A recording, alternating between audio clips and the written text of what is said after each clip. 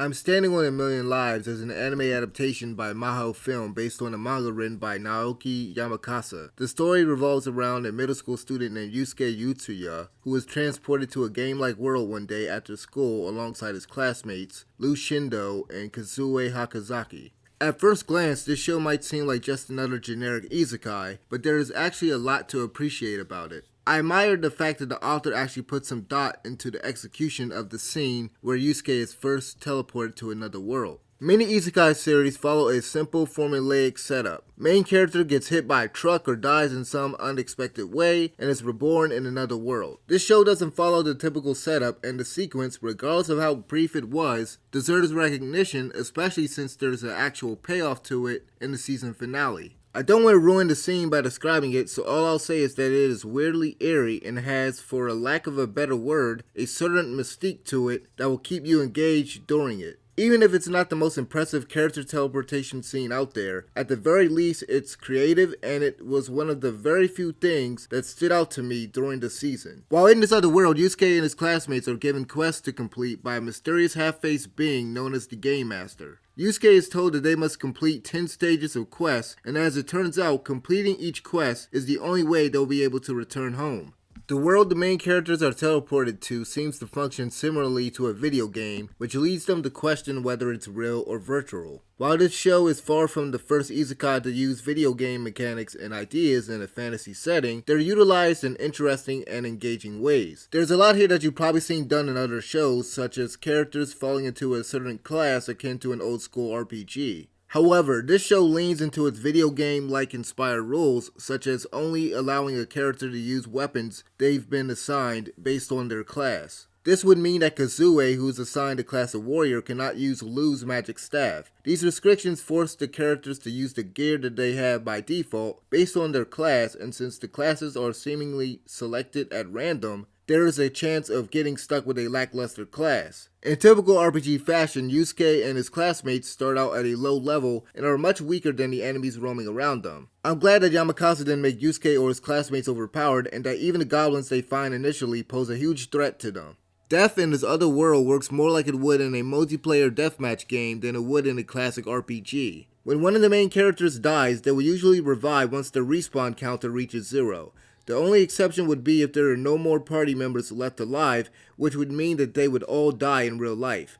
This twist on the commonly used, if you die in the game, you die for real gimmick, does lead to some interesting situations.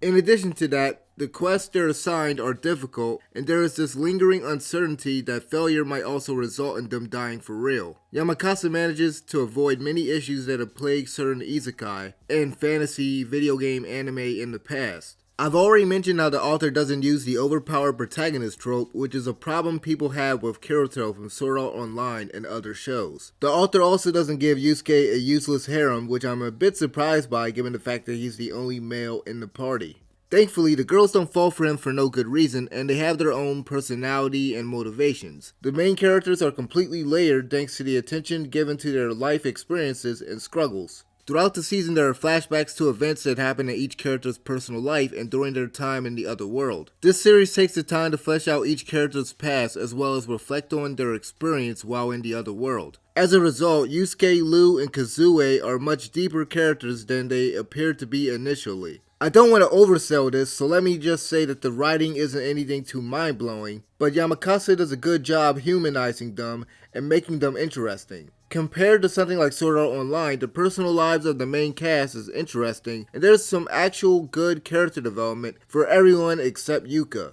Yuka is easily the weakest and most annoying character in the show due to her personality, attitude, and actions. One of the side characters, Kavel, the female knight that they meet during one of their quests, is a much better and more memorable character than Yuka due to her characterization and eccentric personality. After watching the first episode, I thought that I had a good idea of the type of character the protagonist is and what the crux of his arc would be. I thought that he would turn out to be a selfish emo loner that would eventually learn that he needs to rely on others and that he can't handle everything on his own. After watching the season finale, I can honestly say that I was wrong, but I was also kinda right. Yusuke is a flawed but surprisingly intriguing character whose philosophy regarding the value of human life and his actions throughout the series will either make you love or hate the character. If I had to give a quick comparison, I'd say he's much closer to Subaru from Re:Zero than a self-insert protagonist like Kirito, which in my opinion is much more appealing and a far more entertaining character to watch. The best aspect of this show is seeing how Yusuke and his party handle the moral dilemmas and other difficult situations that arise as they struggle to complete each quest. The comedy relief is also good. Most of it comes from abrupt character deaths and character reactions. Unfortunately, the show's overall presentation is average at best. The soundtrack is decent and there are a few tracks including the opening and ending that were memorable. Moreover, the music that plays during a pivotal character moment during battle or near the end of an episode is effective at drawing out excitement or suspense respectively. I really like the music that plays near the end of an episode, and I think it works well, especially whenever there is a cliffhanger, because of how the song ramps up constantly and the instruments used to create it. The two tracks I'm referring to complement and I argue to some degree elevate certain scenes, which is good given the fact that most of them aren't very impressive visually. The animation in this series is nothing to write home about, and Maho Film doesn't do anything noteworthy during fight scenes. They don't bother to switch perspective, move the camera, or go wild with the fight choreography, or exaggerate certain actions taken during combat scenes. I get the feeling that the animation studio was working off of a really tight budget, as there are many moments where the heroes would kill a monster, but it would happen off screen. Instead of showing the moment when a monster is killed, they would either cut away to the sky, have an environmental shot, or go to another scene.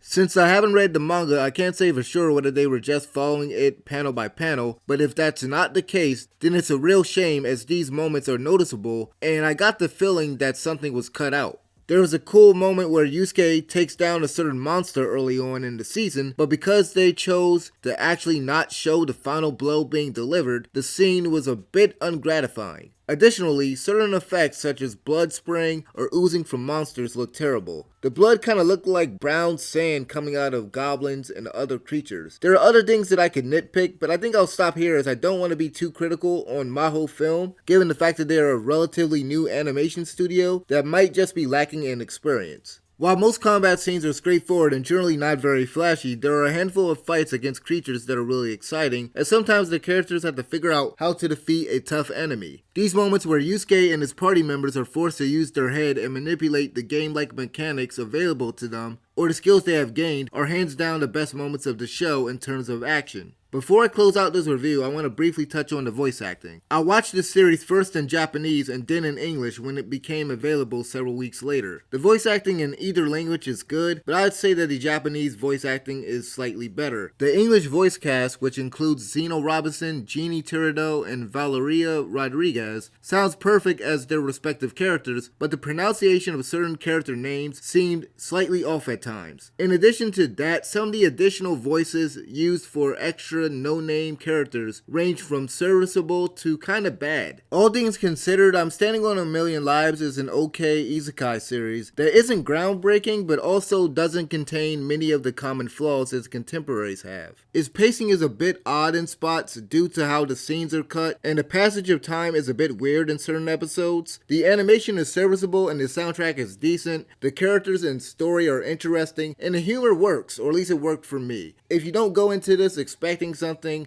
on the same quality level of a Re:Zero or a Grimgar or other shows like that, I think you'll enjoy this. If you enjoyed this review, hit the like button, maybe consider subscribing, and donate to me using the PayPal link in the description. I don't care how much you donate, even if it's just $1. You have my thanks in advance. If there's an anime that you want me to review or do a first impressions on, you can donate some money and we can make that video happen. My rates are in the description. Whether you decide to donate or not, thanks for watching. I'm out of here. Peace.